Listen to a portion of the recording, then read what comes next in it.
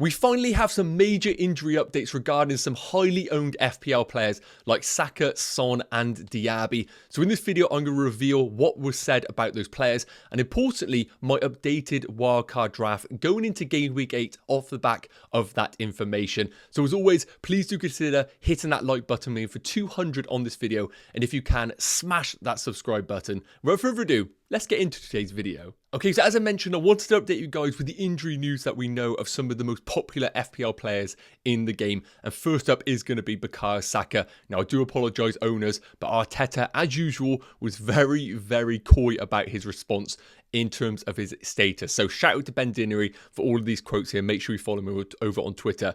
He has said, Arteta, well, he is in contention to play this Sunday. Let's see how he progresses from here to Sunday. He had to leave the pitch. That's never good news, but let's see how he recovers. Realistically, if Saka has any chance of playing, I think Arteta will play him against Man City. But of course, if you're in a position right now where you have luxury transfers and you want to sell Saka to Son, then I do not mind that transfer at all. Now, the next update is going to be regarding Moussa Diaby, a very, very popular FPL pick and one that I think needs to be in your wildcard teams if you want to take the trust of him playing.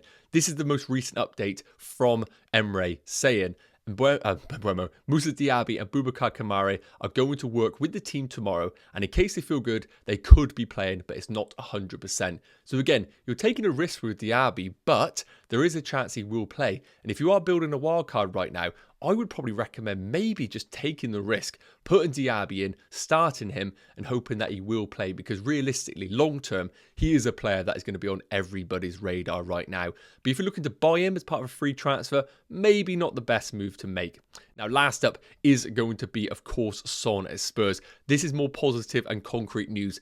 Postecoglou has said no issues from last week. Sonny is fine. There is no problem. Maddison has trained all week. He hasn't missed a session. This is great news. And if you are looking to sell a Man United midfielder or Saka for Son, you know confidently that he is going to start against Luton and definitely a captaincy option going into the weekend. Okay, so moving into this game week 8 wildcard draft off the back of all that injury news, and in goal I've stuck with the two that I have had basically in all of my wildcard drafts. Now it's worth noting, I say my wildcard draft, this is a hypothetical draft. I haven't actually activated the chip. I like the Turner-Areola combination. It's worth noting, I don't really think we're going to get much of a rotation long term, as Turner's minutes could be at risk with some of the performances that he's put in. But Areola's fixtures long term are great, and I don't really mind him as just a starting goalkeeper each and every game week for your team. So I like the goalkeeper rotation, but just know there is a big chance of Turner maybe losing his place later down the line. Now, moving into the defenders, there are a few here that I do think are essential in a wildcard draft or certain positions in terms of the team that you've selected. So I think Matty Cash is locked into a wildcard team for game week 8. He's offering great attacking potential, good game time, and the fixtures long term are great for Aston Villa. The other one is Udogie. Now, I like Pedro Porro if you have the budget available to afford him, but if you don't and you've owned Udogie since game week 1, I don't think there's a big enough difference to necessarily go sideways and waste the value that have accumulated. So I really like Udogie in your team. The other spots are up for grabs. I think the 5th defender just needs to be as cheap as possible. So I like Tariq Lamptey at Brighton with Estupiñán being out for maybe a couple of game weeks. But again, I'm not expected to use him in this draft just as a 5th defender. The other two are really interesting. I like Crystal Palace's Anderson or Guy. I think they are really good options. I like the double up, maybe of Spurs defenders, but I've settled on Dan Burn and Gabriel. Now, if you have the luxury of money available and you can squeeze Trippier into your team, I'm obviously going to recommend you going for Trippier over Dan Burn. But minutes-wise for Dan Burn, it looks pretty good. And I think Gabriel is one of those players where short-term, he doesn't look like a viable option at all. But longer term, I think you're going to want an Arsenal defender. And if you're wildcarding right now, I would simply bench him this week. And I probably would start Cash, Udogie and Dan Burn. And then look to bring Gabriel in maybe from game week 9 onwards, as I really think he is a good value pick in that defence. Now, moving into the midfield, and this is where it has gotten very, very tasty. I've seen so many wildcard drafts out there maybe go without Mo Salah in their teams. I just cannot justify doing it. I think with this Liverpool team, you just want the guy that's going to play every minute on penalties. And he is just the man. I know his open play XG hasn't been amazing, but with the upcoming fixtures for Liverpool, I just think you're going to regret not having Mo Salah in your team. And if you go without him, very difficult to bring in because of his price point at 12.6 million. So Mo Salah is in. And similar to that of Son, now that he's been confirmed fit for game week 8, I feel that is essential as they come, playing as the number 9 in this Spurs team. Now, I don't think Maddison is essential as a lot of people are talking about, but again, we're targeting the fixtures right now, and the way that Spurs are playing, the game time that Maddison is getting, and the influence he has on this team, while I'm not expecting the highest ceiling like Son, I do fancy him for a chance creation and even the occasional goal. And looking at the Arsenal midfielders right now with some tricky games coming up, Man United midfielders not really offering any value and confidence in picking them, and Chelsea off the radar, I think Maddison is just a safe bet, knowing that you could go sideways and use him as a cash cow later down the line, maybe for a Martinelli or Saka once they become appealing. Now, the other two are really interesting. Bowen over the last few days has become, in my eyes, one of the best value midfielders in the game. We saw last night in the Europa League him playing as a centre forward, and David Moyes has been quoted as saying that he's been trialling out Bowen as a centre forward for different opportunities. He looks fantastic in that position, and at 7.2 million in this really good West Ham team, I think Bowen is really hard to ignore if you can squeeze this in. And last up is going to be Diaby. Now, he is an injury risk going into this weekend, it is worth noting. But as I said, long term, you're going to want Diaby with these Aston Villa fixtures.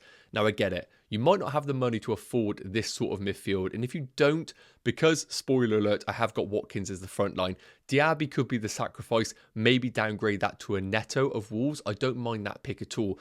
But I imagine you have been wildcarding since basically you were able to in game week 8, and you've built up some money in some of these players, fingers crossed. So you should maybe be able to afford this midfield. And if you can, I think this is the optimal midfield to go for. And last up, we have got our forwards. Now, with the way that I've gone with this team, I'm going to have a third forward as basically a bench option. And Cameron Archer is obviously that man at 4.5 million. And again, similar to the Salah situation, I have seen managers go without Erling Haaland, and I get it. There definitely is an argument to do so. If you build a draft without Erling Haaland in it, then you can afford so many fantastic players. But if you go without Haaland and he does do well, you are going to really struggle to go back to him. So for that reason, Haaland is in this draft. I don't have any doubts about him personally. And the other spot is a bit interesting. Now, as I said, Watkins right now, prior to game week 7, was one of those players that people were saying maybe he is worth selling. A hat-trick later, he is now one of the most essential players in the game according to FPL managers. I still think he's a fantastic pick. I don't have the expectation like we saw from last week with the hat-trick, but with these fixtures and Aston Villa's form and performances right now, Watkins could just go on a fantastic run. And because he's 8 million, I really like it because you can basically downgrade to any other forward in the game. You're not blocking yourself off. I like the Darwin Núñez pick. I expect him to play in game week 8. I expect him to do well. But game week 9, after an international break, don't really know that game time. And Alvarez, I think, is fantastic if you want to go for him at Man City. I have no problems with that whatsoever. But here is the draft. It costs 101.7 million if you were to buy them right now. But I would like to think if you have been wildcarding for the last 5 or 6 days, you have built up value in a lot of these players and should be able to afford this team. I think it is pretty optimal. It balances really well. But let me know your thoughts in the comments. Are any players missing in this team or those that you think should be taken out? I'll be really interested to know. Yes, guys, okay, that is going to wrap up today's Game Week 8 wildcard video. Really hope it's provided some value and given you a bit of clarity on some of those popular players that were going into this weekend as doubts. Really hope it's provided some value. As always, if you can drop a like and smash that subscribe button, that'd be massively appreciated. And that just leaves us to say, have an amazing weekend. And I'll see you on the Game Week 8 deadline live tomorrow morning. Take care. Cheers.